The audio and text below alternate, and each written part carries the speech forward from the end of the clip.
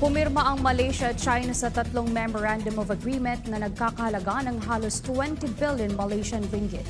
Si Jericho Alcaldes sa report. Sinaksihan ni Prime Minister Dato Seri Anwar Ibrahim ang paglagda ng tatlong Memorandum of Understanding na nagkakahalaga ng 19.84 billion Malaysian ringgit sa pagitan ng Malaysian at Chinese companies.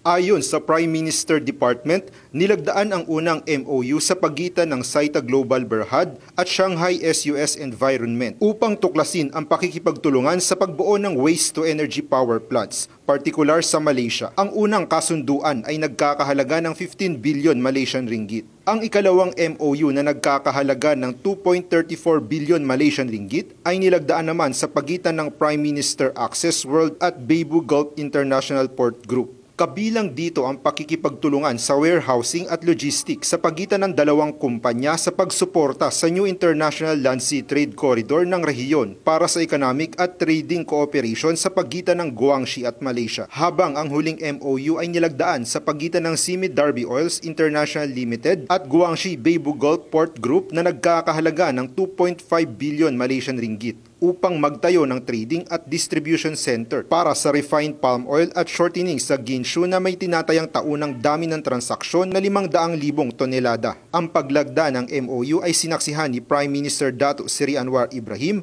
Trade and Industry Minister Tengku Zaprul Aziz, Local Government Development Minister Nga Korming, Deputy Foreign Affairs Minister Dato Muhammad Alamin at Deputy Agriculture and Food Security Minister Chan Fung Hin.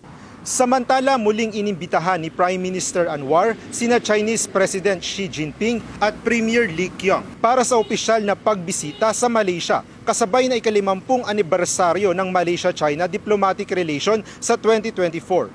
Laporan daripada Kuala Lumpur, ini Jericho Alcalde, SMNA News, Malaysia.